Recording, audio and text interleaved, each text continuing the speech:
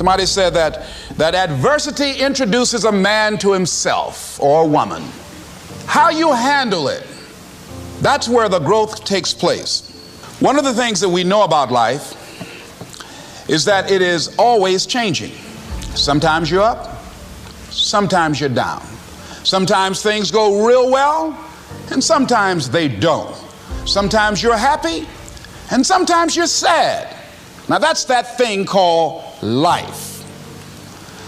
And when we begin to understand and know that, accepting that reality that we will never ever have things just on an even keel all the time, that you're going to have some ups and you're going to have some downs, but during those down moments, that's where the growth takes place.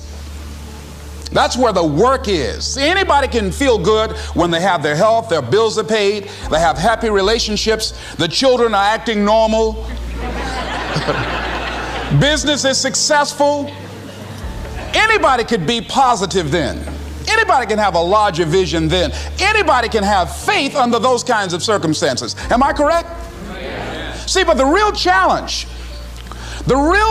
of growth, mentally, emotionally, and spiritually, comes when you get knocked down. When I was facing some challenges, I had a guy say something to me, and I suggest this is one of the first things that you want to do when you're facing a challenge. You want to get unstuck. Evaluate where you are.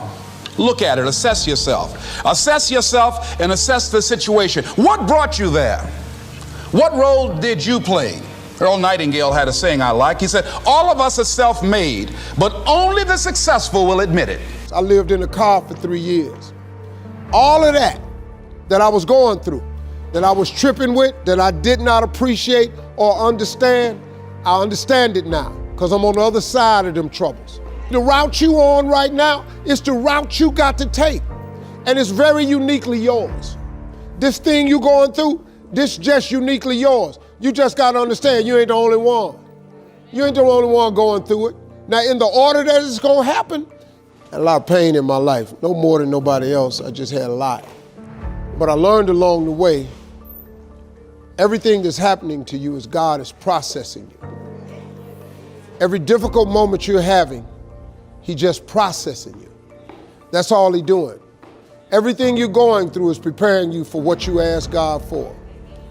And if you need to be tough when you get to where you're going, then He gonna toughen you. If you gotta be more caring along the way, He gonna let you have some trials come your way that's gonna have to produce that in you. What happened in my life was getting where I've gotten to today and where I'm even headed to, I had to be tough. So He toughened me along the way. I had to learn how to appreciate a lot, so He took everything. You won't necessarily succeed at everything the first time you try. That's okay. Some of the most successful people in the world are the ones who've had the most failures. J.K. Rowling, who wrote Harry Potter, her first Harry Potter book was rejected 12 times before it was finally published. Michael Jordan was cut from his high school basketball team. He lost hundreds of games and missed thousands of shots during his career. But he once said, I have failed over and over and over again in my life, and that's why I succeed. These people succeeded because they understood that you can't let your failures define you. You have to let your failures teach you. You have to let them show you what to do differently the next time. So if you get into trouble, that doesn't mean you're a troublemaker. It means you need to try harder to act right. If you get a bad grade, that doesn't mean you're stupid. It just means you need to spend more time studying. No one's born being good at all things. You become good at things through hard work. You're not a varsity athlete the first time you play a new sport. You don't hit every note the first time you sing a song. You've got to practice. I have failed far more times than I've succeeded. Far more. You will never succeed more than you fail. That's not how it works. You know why? Because failure is a wonderful teacher. It's the only way to learn. You have to fail. Failure is a part of the process to becoming successful. I tell people this all the time. Michael Jordan, the greatest basketball player in the world, he took 946 game-winning shots. 946 times since he was in high school, the ball has been in his hand to take the game-winning shot with no time on the clock. He has only made 146 of those. He has missed over 700 times, but he has made 146. You know what they write about? When he make it. They write about when you make it. So guess what? When you get through failing, all you gotta do is make one. All you gotta do is make one.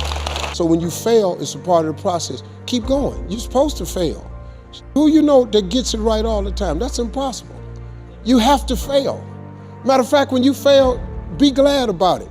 Every time you fail, you're one step closer.